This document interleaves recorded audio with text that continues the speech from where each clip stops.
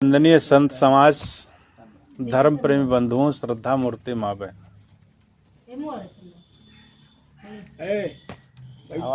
साहब कहते हैं, उनकी एक पुस्तक है बीजक। शायद तुम लोगों ने नहीं देखा होगा या सुना होगा। छोटी सी पुस्तक है, उनके पूरे जीवन का संग्रह बीजक। उन्होंने अपने बीजक में कहा है, मानुष तेरा गुण बड़ा। बहुत सरल साखी है। साखी नाम साक्षी, गवाही। कोई मुकदमा जब पड़ता है तो बिना गवाही के कोई नहीं जीतता है, वहां पर गवाही की जरूरत पड़ती है। तो साहब यहाँ आपके जीवन की साखी, जीवन की सच्चाई क्या है उसकी साखी, उसकी गवाही दे रहे हैं। बिना गवाही के जीवन कहाँ समझ में आएगा। इसलिए हमको साक्षी दिए, साखी दिए, गवाही अंदर समझने के लिए। तो वहां बोलते हैं कि मानुष तेरा गुण बड़ा, मांस नावे काज, हाड़ न होते आभरण, त्वचा न बाजन बाज। बहुत छोटी साखी है और एक एक अर्धाली में एक एक रामायण लिखी जा सकती है। एक एक जीवन पूरा उसमें समर्पण है। जीवन पूरा समाहित है एक अर्धाली में। और साखी में 4 हिस्से हैं, 4 पुस्तकें बन जाती हैं। साहब कहते हैं कि मानुष तेरा गुण बड़ा। फिर कहते हैं तो गुण तो बड़ा है, उसके बाद में क्या नहीं है? मानुष तेरा गुण बड़ा, मांस नावे काज। आपके मांस को कोई काम का नहीं है। मांस, सारे जानवरों का मांस काट करके मनुष्य ही खा जाता है। जानवर मांसाहारी तो खा ही जाते हैं, लेकिन ये मनुष्य भी दूसरे जानवरों का मांस खा जाता है। जबकि आपके पास में वो दांत नहीं है जो आप मांस खा सकें। आपके पास में वो आंत नहीं है जो आप मांस को पचा सके। आपके पास में वो दिमाग में इतना भंडार नहीं है जो उसका संस्कार समा सके।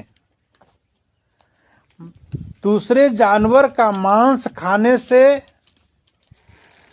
दांत नहीं है, आंत नहीं पचा सकती है, उसके जो संस्कार बनते हैं वो विकृत दिमाग हो जाता है। जो मांस खाने वाले जानवर हैं, जो भी हैं, कुत्ता, उनके 2 दांत आगे निकले होते हैं, नुकीले होते हैं। उनको मारने की जरूरत नहीं, कोई व्यक्ति मारे और काट के दे और अथवा वो खाए। जिस तरीके से मनुष्य वो तलवार और वो काटने वाला फरसा लेकर के उसको जानवर को काटते हैं और फिर बेचते हैं और आप सब लोग लेके आते हैं और फिर उसको खाते हैं, उस तरीके का उनके पास प्रबंध नहीं है। उनके पास प्रकृति ने, भगवान ने, ईश्वर परमात्मा, खुदा गॉड अल्लाह ने उनको एक वरदान दिया है। उनके दांत, पैर के नाखून तुरंत झपट के पैर से पकड़ते हैं और मुख से उसको नोच लेते हैं और उसको जान खत्म कर देते हैं, अथवा उसका मांस खाने योग्य बना लेते हैं। कुत्ता रखिए उसी की, बिल्ली रखिए उसी प्रजाति में, सियार रखिए उसी प्रजाति में, शेर रखिए उसी प्रजाति में, सियार, भेड़िया, जितने भी जंगली जानवर हैं। सांप के 2 नुकीले दांत होते हैं। वो सांप कभी दूध नहीं पीता है। ये खाली पंडितों ने और आडंबर बता दिया कि सांप दूध पीता है। सांप दूध नहीं पीता। सांप बीन नहीं सुनता है। सांप दूध नहीं पीता। ये जानवर हैं। जानवर एक भोग भूमिका, जितने भी जानवर हैं ये सब भोग भूमिका में है, मनुष्य कर्म भूमिका में है। तो ये सब पूरे जो हैं ऐसा काम नहीं करते, प्रकृति विरुद्ध है।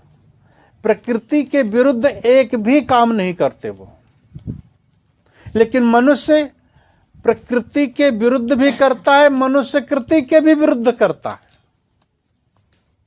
इसलिए साहब कहते हैं कि आपके शरीर का मांस भी काम नहीं आता है, दूसरे जानवर का मांस भी काम आ जाता है। कम से कम अपने भरपेट के लिए दूसरे जानवर पर को खा के अपना पेट भर लेते हैं। तो हमारा जीवन इतना नरकगामी ना बनाए अपने जीवन को, जो हम दूसरे का मांस खा करके अपना खान पान, साहब यहाँ पर खान पान पे जोर देते हैं कि जो है खान पान अपना जितना हम सुधारेंगे, कहते हैं कि साहब लोग कहते हैं कि जैसा खाएंगे अन्न वैसा बनेगा मन, जैसा पिएंगे पानी वैसे बनेगी वाणी। हमारा खान पान गलत होगा तो जो कुत्तों के संस्कार हैं, जानवरों के जो संस्कार हैं, उनके संस्कार मांस से हमारे अंदर में आ जाएंगे और हम वैसे ही संस्कार से संस्कृति हमारी बदल जाएगी, वैसे ही हमारा शरीर बदल जाता है और हम जानवर जैसा काम करने लगते हैं। और जो जानवर को खाता हो, जानवर जैसा बुद्धि उसकी हो जाती है।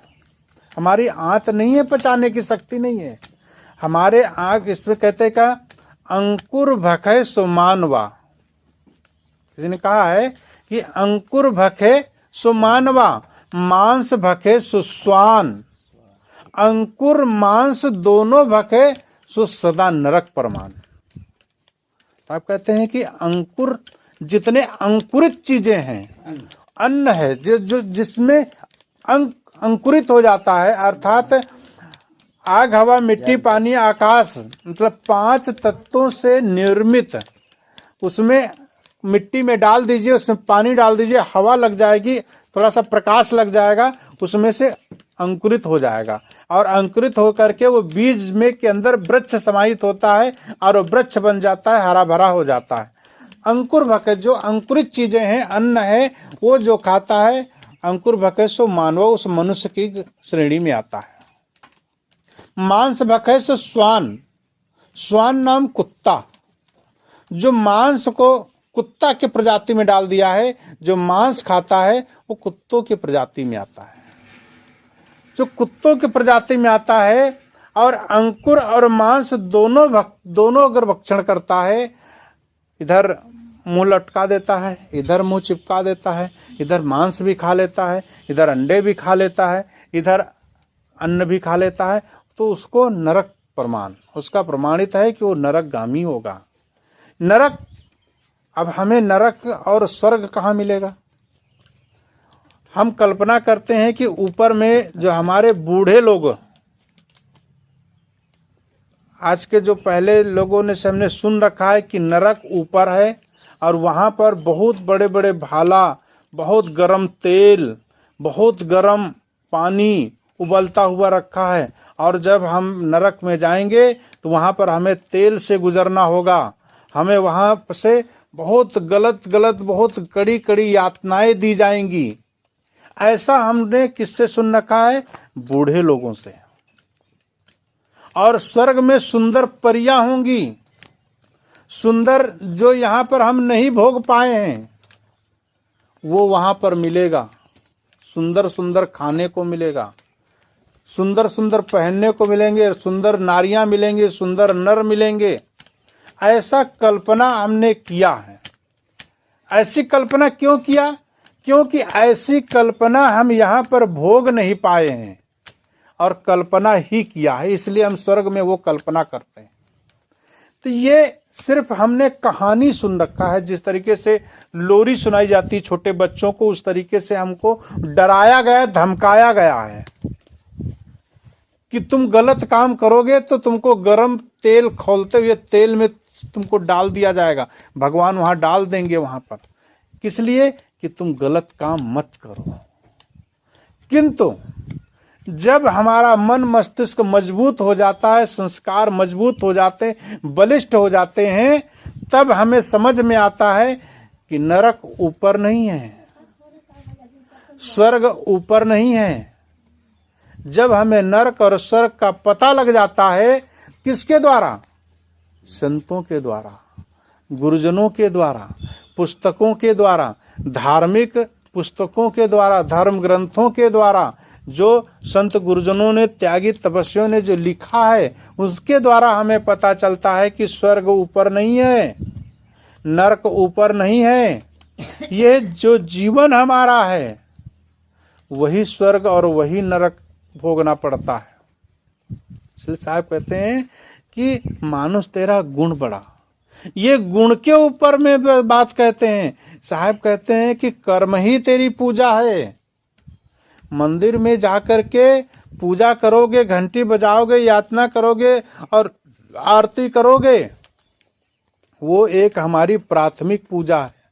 अनजान अबोध बालक की तरह जिस तरीके से छोटी सी बच्चियां खेल खेल में बाहर खेलती हैं, छोटे सा मिट्टी का चूल्हा बना लेती हैं और उसी में मिट्टी की ही रोटी बनाती हैं, मिट्टी का ही भोजन पूरा मिट्टी का ही बना जाता है, और मिट्टी का ही गुड़िया गुड्डे का खेल खेल लेती हैं, और मिट्टी के ही में शादी रचा देती हैं और उसके बाद में एक पास कर देती हैं, पूरा खेल खत्म हो जाता है।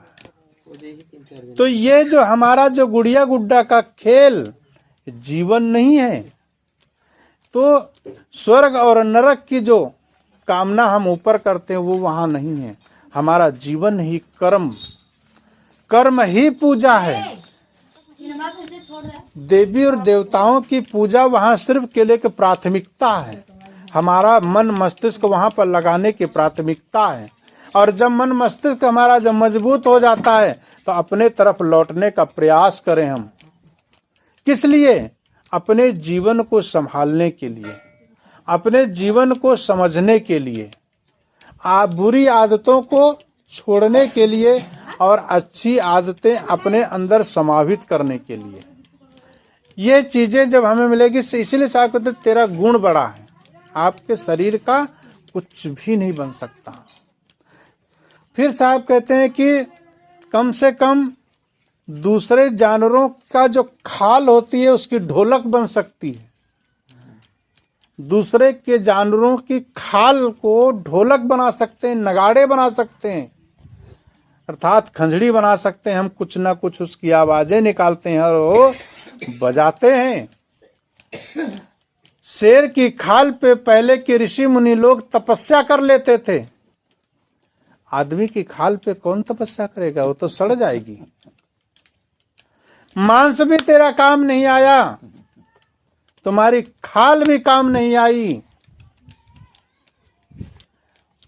मानुष तेरा गुण बड़ा, मांस नावे काज हाण न होते आभरण।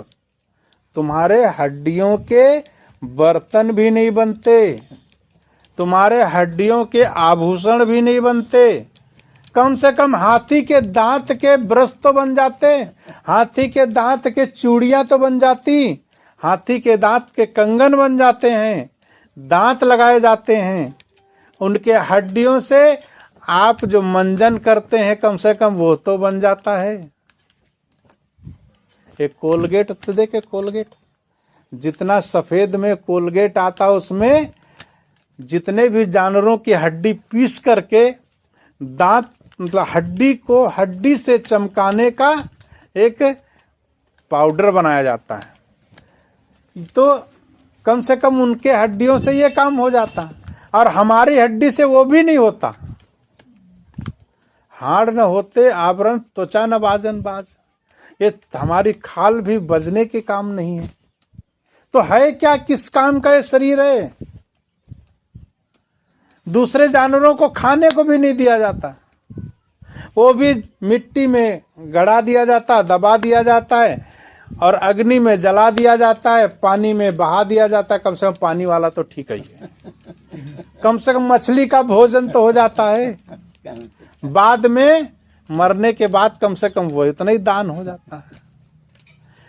कुल मिलाकर के साहब कहना चाहते हैं कि तेरा सिर्फ केवल गुण एक है, वो स्वभाव एक ऐसा है जो दूसरों को आकर्षण कर सकता है, दूसरों के काम आ सकता है। आपका ज्ञान, आपका ध्यान, आपका धन, आपका धर्म, आपकी दौलत, आपने जो कुछ भी बनाया है दूसरों के काम आ सकता है, लेकिन कब? जब देगा तब।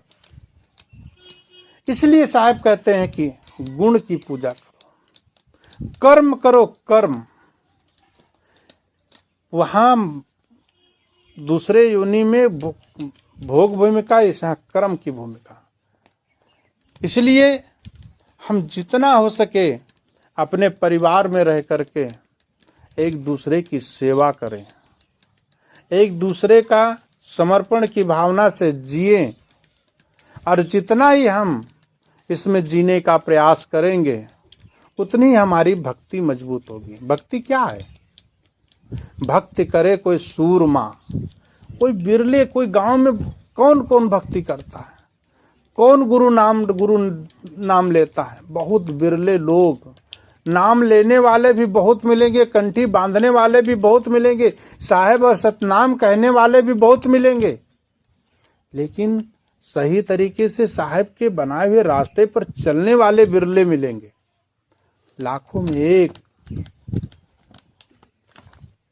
तो इसलिए संत गुरुजन हमें आकर के हमारे जीवन का जो सच्चा स्वरूप है उसको बताने का प्रयास करते हैं और हम उसको जीने का प्रयास करें। और जब हम जिएंगे, जब हम उसमें ठहरेंगे, तब हमें वो आनंद मिलेगा, तब हमें वो भक्ति का पूरा लाभ मिलेगा। अगर हम खाली भक्ति करें तो सिर्फ भक्ति से ही मुक्ति हो सकती है, लेकिन सही भक्ति गुरु की करें तब। गुरु आए हैं, भोजन ही बनाकर उनको दे दे, कुछ दान पुण्य कर दे, इतने से ही भक्ति नहीं होगी। वो आएंगे, एक दिन दो दिन उनके चरण स्पर्श कर लेंगे, चरणों तक लेकर के अपने जीवन को धन्य बना लेंगे, घर पवित्र कर लेंगे, और गुरु जी जब चले जाएंगे हम फिर वही काम करेंगे तो भी नहीं होगा। इसलिए गुरु जी के बताए हुए रास्ते पर जब हम चलेंगे, उनके बताए हुए मार्ग पर चलेंगे, उन्होंने कहा कि लड़ाई नहीं करना, झगड़ा नहीं करना, सत्य के मार्ग पर चलने का प्रयास करना, सास ससुर की सेवा करना, पति को परमेश्वर मानना, पति पत्नी को देवी मानना। खाली पत्नी का ही काम नहीं है कि पत्नी पति को परमेश्वर मान ले और वो परमेश्वर बने ना। पत्नी परमेश्वर तो चाहते हैं मेरी पत्नी देवी हो, लेकिन देवी किसकी होती है? देवताओं की। जब पति उनके देवता बनेंगे तो पतियां देवियां बन जाएंगी।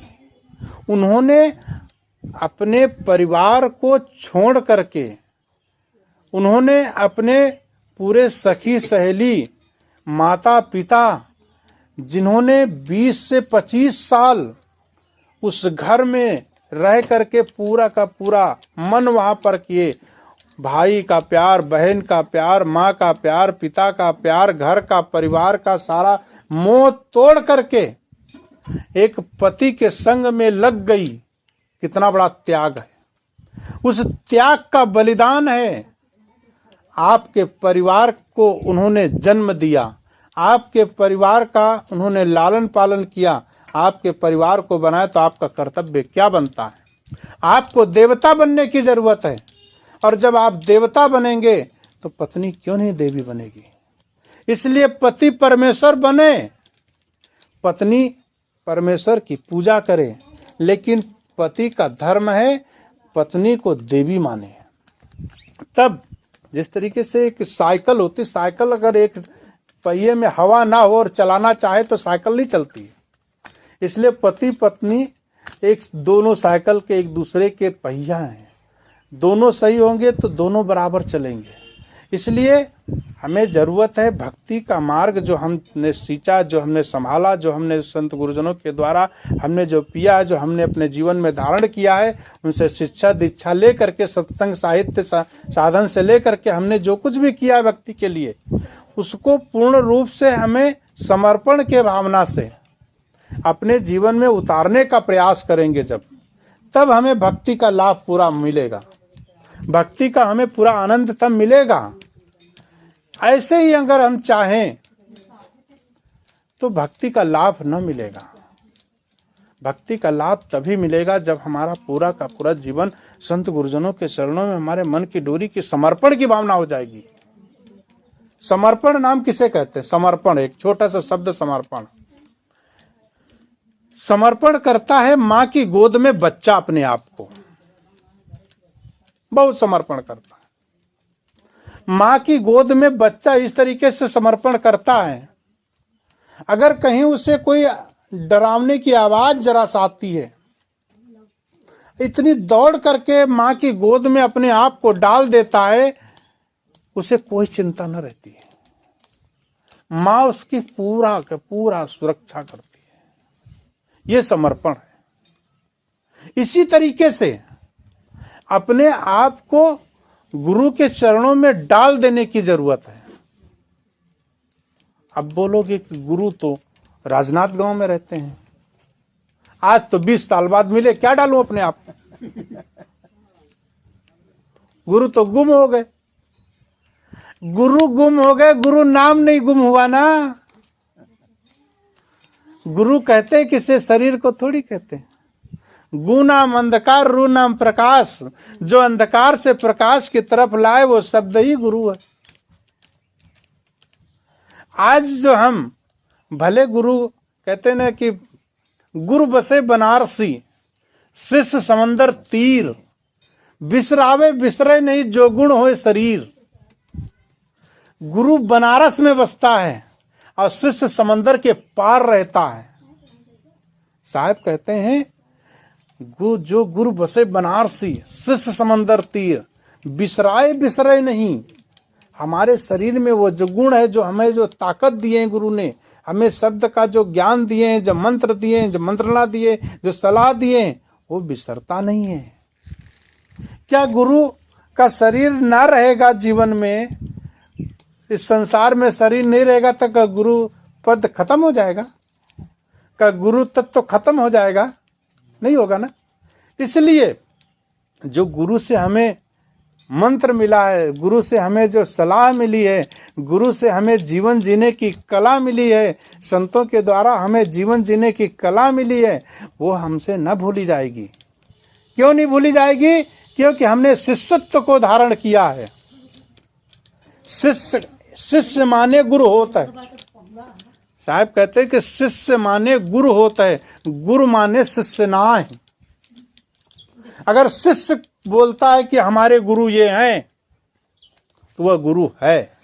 अगर गुरु कहे कि हमारा शिष्य है, ये कहता रहे, शिष्य नहीं स्वीकार करता है गुरुत्व को। तो शिष्य माने गुरु होता है। शिष्य माने गुरु को, तब वो गुरु बनता है। शिष्य माने गुरु होते, गुरु माने शिष्य नाए। गुरु के मानने से शिष्य नहीं होता। ये गुरु शिष्य का रिश्ता बहुत अगाध होता है। जैसे माँ और बेटे का रिश्ता बहुत अटूट होता है, इसी तरीके से गुरु और शिष्य का रिश्ता होता है। माँ बहुत प्यार करती है बेटे से, लेकिन एक थापड़ लगा देती है, लेकिन अंदर से उसके हाथ दया का रहता है, क्षमा का रहता है। मारती भी है माँ, सहलाती भी है माँ, नहलाती भी माँ और धुलाती भी माँ, सब कुछ करती, लालन पालन सब कुछ। इसी तरीके से गुरु डांट भी लगाता, फटकार भी लगाता, सुधार के लिए आपको मार भी देगा। गुरु के शब्दों में प्यार झलकता है। सच्चा गुरु वही है जिसके वाणी में अमृत झलकता है। उसकी एक एक वाणी हमारे जीवन के लिए अनमोल है। कभी गुरु किसी का अहित नहीं सोचता है, अपने शिष्य का ही नहीं, पूरे जनमानस में कभी आप गुरु किसी का अहित नहीं सोचता है। संत किसी का अहित नहीं सोचता है। संत के नाम पर असंत बने हुए घूम रहे, उनकी बात नहीं करता।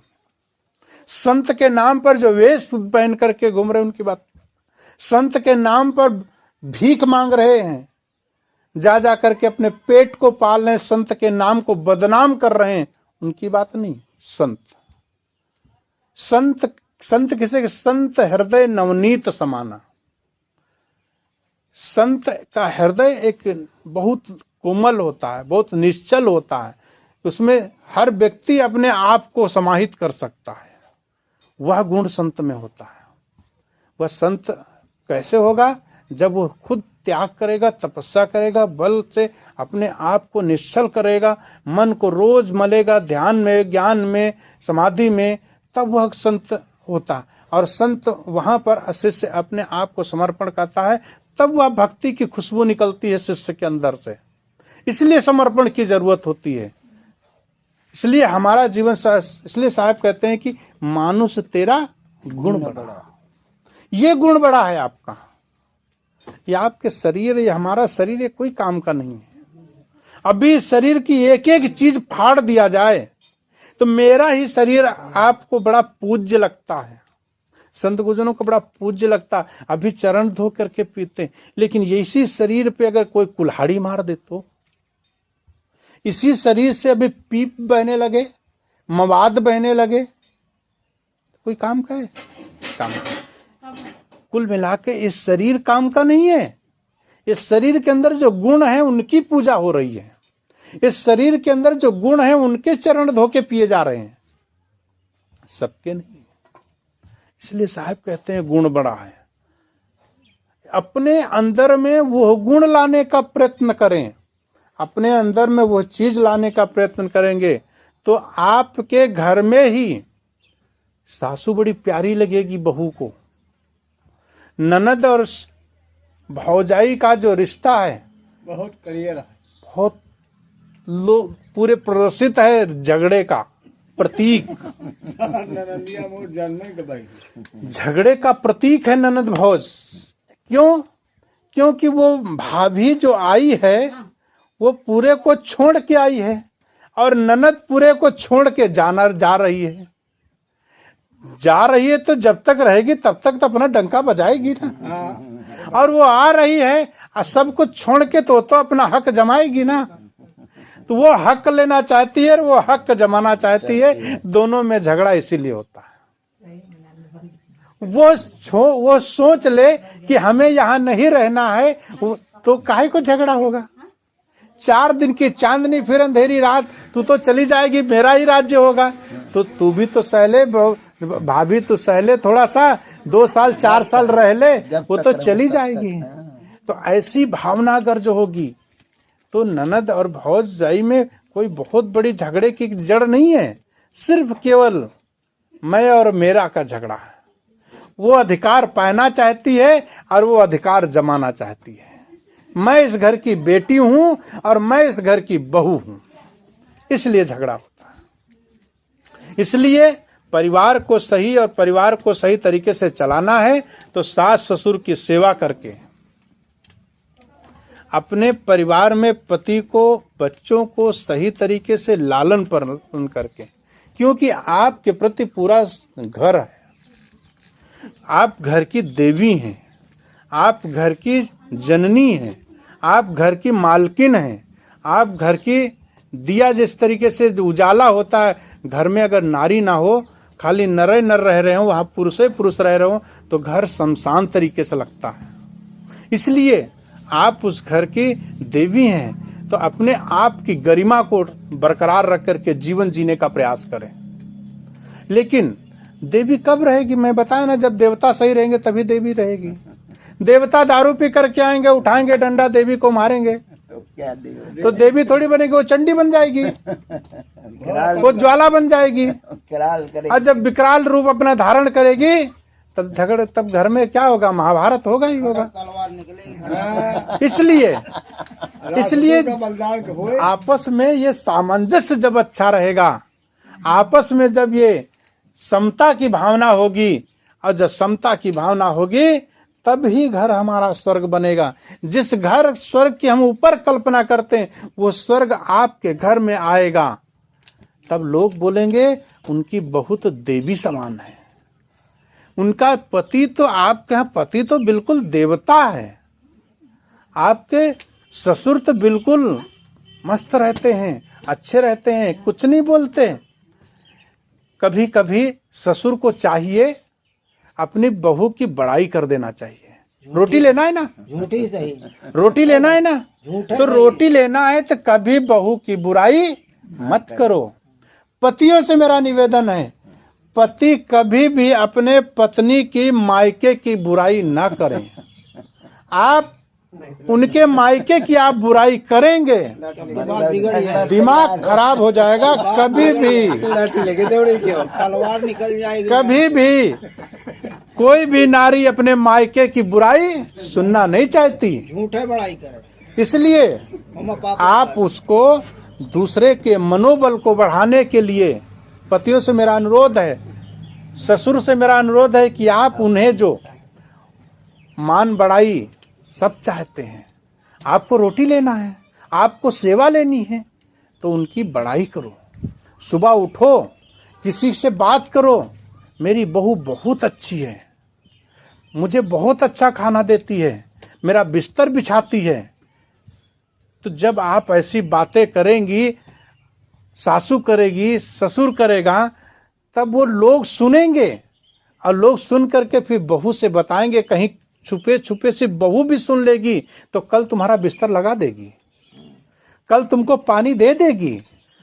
आप क्या करेंगे?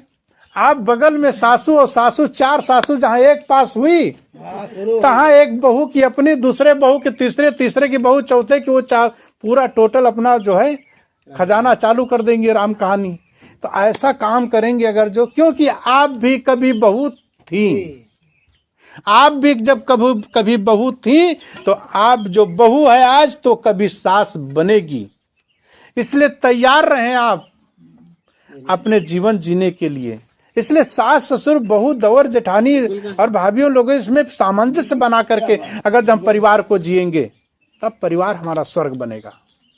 इस परिवार को स्वर्ग बनाने के लिए हमें काम करना पड़ेगा, बच्चों को उत्साहित करना पड़ता है। इसलिए मुखिया जो होता है, घर का जो मुखिया होता है, उसे सम्मान दें पूरे लोग मिलकर के। और मुखिया का काम क्या है? सबका सत्कार करे, सबका सम्मान करे, क्योंकि मुखिया बहुत बड़ा काम करता है, बहुत बड़ा रोल अदा करता है, सबकी सुनना पड़ता है। बाप ऐसे नहीं बाप बनता, बाप सबकी सुनता है। पत्नी की भी सुनेगा, माँ की भी सुनेगा, माँ को भी नहीं छोड़ पाएगा, पत्नी को भी नहीं छोड़ पाएगा। अब माँ को भी इधर समझाएगा और पत्नी को भी समझाएगा, पत्नी की भी मानेगा, माँ के भी मानेगा। वो उसके गले की फांसी पड़ी हुई है। पत्नी बोलती है तो माँ को अगर छोड़ दे तो मेरे पास आ। अब माँ क्या करे? माँ बोलती है वो, अब माँ तो उसे बेटे का दुख सहा नहीं जाता है, तो माँ बोलती है कोई बात नहीं बेटा, तू अपने पत्नी के पास जा, वहीं रह, मैं अपना जी लूंगी। तो ये ऐसा आप कभी भी अपने पति को ऐसा काम करने के लिए मजबूर ना करें, क्योंकि आप भी कल सास बनेगी। आपका भी बेटा कल शादी लेकर के दूसरे की बहू आएगा, वही काम अगर तुम्हारे साथ करेगा तो आपको कैसा लगेगा? इसलिए हमारा जीवन सीढ़ी बाय सीढ़ी, हम भी कभी बहू थे, हम भी कभी सास थे, ये सोचें आप, और सोच करके जीवन जीने का प्रयास करें। इसलिए साहेब की साखी को याद रखें कि मानुष तेरा गुण बड़ा। ये आपके शरीर का कोई काम नहीं है, आपके शरीर 2 रुपया का नहीं है। इसलिए मानुष तेरा गुण बड़ा, मांस नावे काज, हाड़ न होते आभरण, त्वचा न बाजन बाज। अपने शरीर को, अपने गुरु को, अपने परिवार को, अपने जीवन को संभालो और संभाल करके चलने का प्रयास करो। यही पूरी भक्ति है और यही समर्पण है, यही शांति है, यहीं पर स्वर्ग है, यहीं पर नरक है, यही जीवन की सारी संपत्ति है। बोलिए सद्गुरुदेव की जय।